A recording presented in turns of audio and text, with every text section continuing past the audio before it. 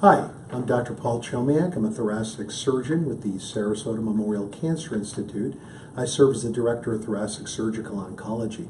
For 25 years, I've dedicated my professional practice dealing with sort of the ramifications and side effects of tobacco smoke, dealing with patients who have cancers, infections, emphysema problems. So I welcome you today in joining us as we talk about electronic cigarettes and some of the perils linked to this technology. Well, thank you for being here today, Dr. Chomiak. Can you explain to us what are e-cigarettes? Electronic cigarettes was a technology that was actually first patented in 2003, ironically by a Chinese pharmacist. He created a tool that would generate heat through a metal coil powered by a battery that would vaporize a liquid that contained nicotine. And the concept that was first developed by him, as well as the concepts or missions that are shared by all the companies that manufacture these devices, is the hope was electronic cigarette would actually replace a tobacco cigarette. I mean, we know that from years of study, tobacco cigarette is linked to lung cancer, emphysema development, recurrent lung infections, heart disease, kidney disease, stroke, diabetes, poor wound healing capacity, and even nerve pain like neuropathies.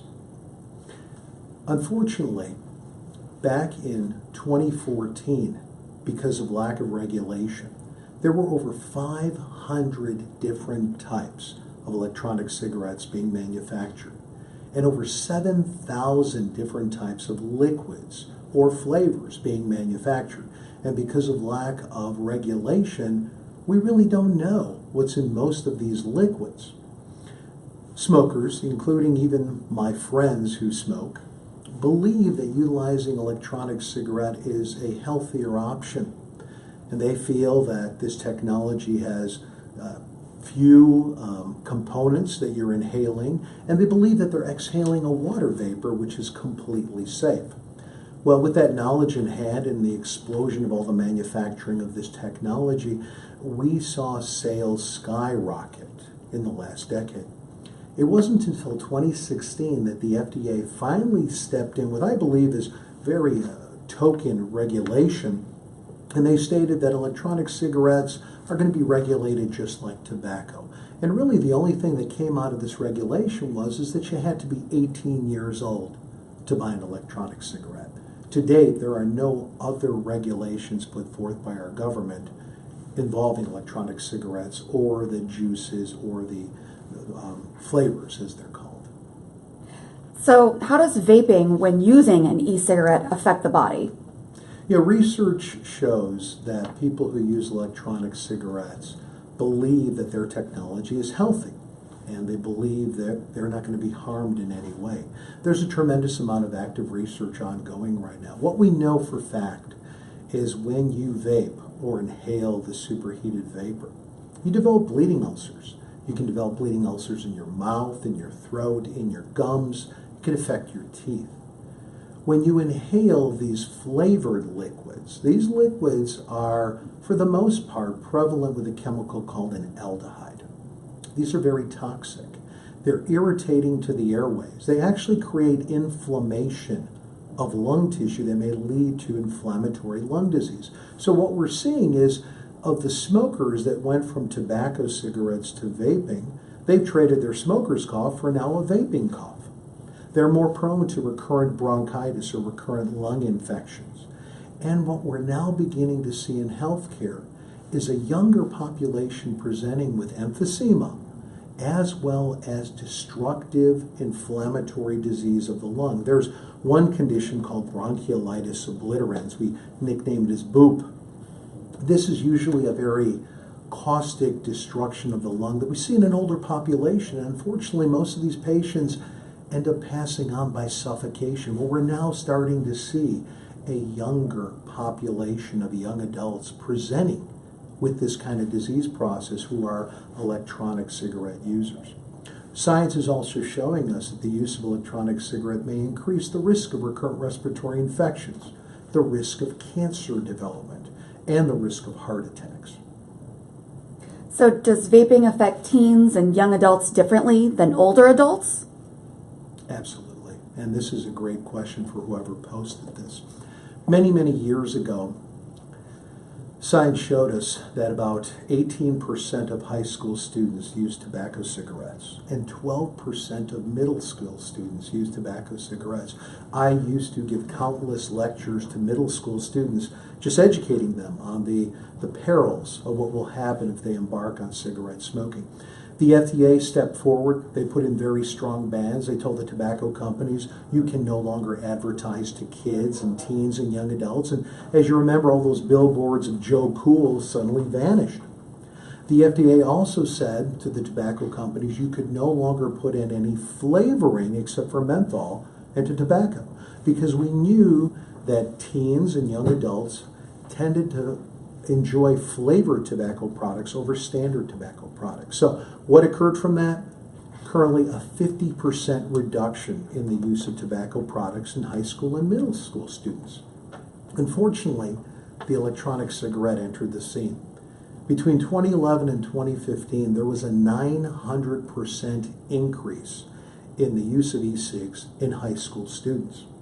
In 2016, current data demonstrates 11% of high school students actively use an e-cig. 4% of middle school students actively use an e-cig. And you compare this to 3% of adults who use an electronic cigarette.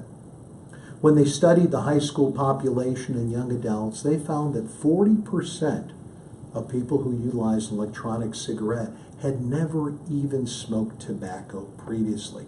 And science is now showing us that youthful individuals who take on electronic cigarette most likely are going to revert to start smoking tobacco products. Now, in the teens, what you have to realize is nicotine is extremely highly addictive to a young brain.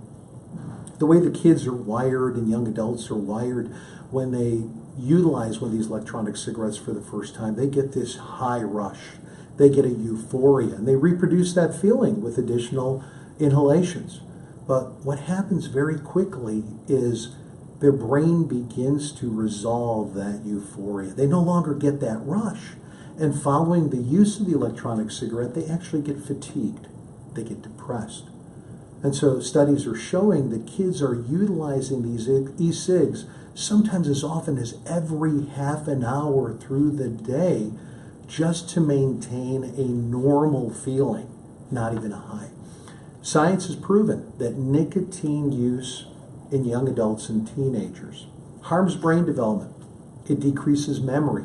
It decreases the ability to learn and to concentrate.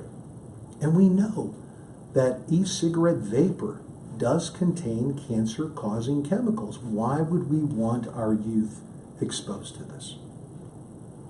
So what about pregnant women? Women? Is it safe for them to vape while pregnant? Very simple answer. There is no such thing as safe smoking for women who are pregnant. Don't smoke cigarettes. Don't smoke electronic cigarettes. Studies previously performed in humans have shown that women who smoked and subjected nicotine exposure to their fetuses or developing babies affected the lung development of the baby, affected the brain development and behavior development of that baby. Recent science that I had read utilizing a frog embryo. Now, I'm not the first to say that frog embryos are identical to human embryos, but what's very interesting, in the early frog embryo life, their development actually is similar to early human embryo development. And so the frog embryo model has been utilized for a long time, looking at toxicities and chemical exposures and what happens to fetuses. So these researchers subjected frog embryos to electronic cigarette vapor. And what they found was very astounding. There was a dramatic increase in what's called craniofacial abnormalities. The chromosomes that control the development of the face, the mouth, the head were changed. And so what they saw was an increased presentation of cleft palates. This is a condition where the upper jaw doesn't form. And so if this happened in babies, they wouldn't be able to actually eat. They also saw an increase in smaller faces and smaller heads being developed. And when the researchers looked at different vapor, they found that when they tested the sweeter vapor, there was a more dramatic correlation with increased development of facial defects. So again, any type of smoking is not safe for a woman who's bearing a child. Okay, so are e-cigarettes less harmful than regular cigarettes? This is a very challenging question. Okay.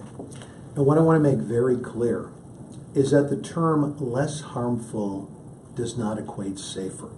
Again, science, including my personal experiences with some of my friends and colleagues who utilize e-cigarettes, believe that e-cigarettes are safer. Now, the Center for Disease Control has published a statement, and they state, yes, electronic cigarettes are less harmful compared to tobacco cigarettes in current adults who smoke. However, the CDC states that electronic cigarettes are not safer in teenagers, young adults, pregnant women, or adults who have never smoked. So again, yes, they're less harmful, but they're not safer. You know, when you look at these 7,000 plus juices and flavors that are manufactured, by the way, they're mostly manufactured by big tobacco companies who for decades told our country that cigarettes were absolutely safe.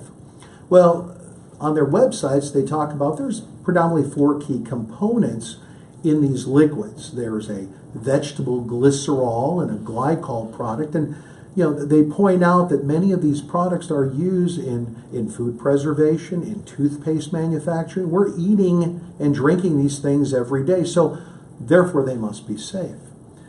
The juices also have nicotine as well as a flavoring enhancer. What they don't tell you is when you vaporize the glycerol and the glycol, it actually forms formaldehyde. The same formaldehyde we get in tobacco smoke. Formaldehyde is a cancer-causing chemical. When you look at the lists of cancer-causing chemicals, formaldehyde is listed as a category 1, most toxic. In addition, vaping also releases other toxic chemicals. Nitrosamines, benzenes, heavy metals, these are all found to a higher degree in cigarette smoke and a lesser degree in electronic cigarettes.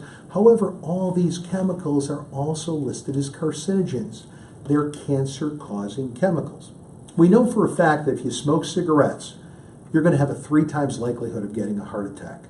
Science is now showing if you smoke an electronic cigarette, you may have a 2 times increase of getting a heart attack compared to a non-smoker. So yes, they are less harmful only in adults who currently smoke. So if I'm an adult as a smoker, can an e-cigarette be an effective tool for me to quit smoking tobacco cigarettes? When these technologies really began to come forward about 10 years ago, I was actually excited that we might be able to use this as sort of a weaning tool. Take a patient on cigarettes, put them perhaps through a 4-month program of an electronic cigarette and get them off of cigarettes. The companies who sell these products state that, yes, electronic cigarettes are being designed to replace tobacco. However, the bottom line is no. Electronic cigarettes to date have not been proven to allow smokers to get off of cigarettes. The FDA has actually gone forward and issuing a statement saying that electronic cigarettes are not approved as a quit smoking tool. A recent study that I read from Japan looked at 9,000 smokers who converted to electronic cigarettes with the hopes of completely being off of all tobacco products and cigarette products. When they compared this to a group that utilizes current technology, which are smoking cessation programs, nicotine patches, behavioral modification, and even some systemic drugs, they found that the electronic cigarettes did not help the smokers come off of smoking. So unfortunately, I'm very disappointed. Despite what the companies are trying to allude to, an electronic cigarette is not a tool to quit smoking. One particular brand of vape or e-cigarette is called the Juul, and it's become increasingly popular among teens. Are these safe for them to use? I'm so glad that someone submitted this question. The Juul is a brand new technology, and in my opinion, and the opinion of many others, this is an epidemic that's affecting our teenagers and our young adults. Now, the story goes that two graduates who happen to be smokers and graduated from Stanford University created a whole new technology. Juul actually looks like a jump drive. I carry one on my badge. Many school students carry a jump drive also. And it doesn't look like a cigarette. It was purposely designed like that. And actually it recharges utilizing a USB jump drive. So you can recharge it in your laptop, in your iPod, charger, things that are ubiquitous everywhere. This technology is also well known for producing very minimal vapor. So studies are showing that the teenagers and young adults who've really embarked onto utilizing Juuls can actually take an inhalation and blow the vapor into their shirt or into their sleeve and not even be detected. I read one article where students in class or in the library are doing their vaping, and it's not even noticeable. When you look at the website of the Juul company, they, like many other producers of electronic cigarettes, have a statement that their goal or vision is to replace tobacco in current adult smokers. Again, admirable, admirable. This company has exploded in terms of market presence. Right now, more than 60% of the electronic cigarettes sold out there are Juul systems. Here's what I consider a danger to this technology. The system as it's set allows the device to have a pod inserted onto the device. That pod, compared to other electronic cigarettes, has one of the highest concentrations of nicotine. One pod is actually equivalent to an entire pack or 20 cigarettes of nicotine. Now, what I've read, some of these students who easily get addicted to this are smoking every 30 minutes or vaping every 30 minutes. They're in fact consuming the equivalent of a pack of cigarettes in a teenager who may be in middle school or in high school. The other thing that these pods are, I believe, notorious for is they're all flavor enhanced, very sweet flavors. The FDA many years ago made tobacco companies remove flavoring because they knew that teenagers and young adults favored flavored smoking products. So when they did that, teenagers and young adults were sort of forced to smoke cigarettes that smell like cigarettes, and that in education really helped reduce the prevalence of smoking in these two age groups. The problem is teens and young adults get hooked on Juuls. Because of FDA ruling, you cannot officially buy a Juul or electronic cigarette unless you're 18 years old. But what they're finding is 18-year-old and older people are buying droves of these technology in the pods. They're selling them on eBay. They're selling them in school fields. They're selling them in hallways for cash. They're selling them at Juul parties. And they're making a rather significant profit margin on it. So, despite all the warnings by the FDA, our teenagers, our high school students, are able to easily get Juul in pods. They believe it's trendy. They believe it's cool. It's actually been listed as the iPhone of electronic cigarettes. And just like my adults who utilize electronic cigarettes, they believe it's safe. They believe they're inhaling natural chemicals and nicotine and giving off a water vapor. And the FDA made it very clear to tobacco companies that they cannot market directly to children, young adults. None of these companies actually do that. But the reason this has exploded is young adults and teenagers are marketing through social media to themselves. And this has taken off. And that's why this has become such a significant epidemic, because what we're doing is we're rapidly creating very severe nicotine addictions in our youth. This is an epidemic, and currently the FDA has no way to combat this. They have no control over this. Now, the electronic cigarette companies understand this. I read a statement that Juul has actually dedicated $30 million for education and lobbying to ensure that their products are just sold to smoking adults. It's a start, but it's not a solution. Schools are trying to deal with this. I've read articles where they're putting monitors in bathrooms. They're removing the doors off the stalls. They're even installing vapor detectors with video surveillance by the entrance, so they have a time-date stamp when they detect a vape going off and can photograph the student that entered and exited the bathroom. And I've even read about a technology being developed to electronically shut off the Juul in schools and perhaps other public places. You know, I'm hopeful that my friends who have students in middle school and high school, my kids, their friends are watching this Facebook Live feed. This is an epidemic. We need to educate people on this because our youth are ignoring this and they're using this as a trend. And, you know, we were all in middle school and high school. We thought we were non-vulnerable. We thought we'd live forever. We thought we'd never get hurt. Can't be us. For the parents out there, what I want you to recognize is if you see your student, your loved one, their friends, presenting with sores that aren't healing in their mouth or on their lips, having frequent infections, having a vapor's cough, having inability to tolerate caffeinated products because they're so hyped up on nicotine, and all of a sudden you see a change in their grades, or they just can't concentrate, or there's memory loss. You need to confine this because this is an issue. You've got to talk to your pediatrician.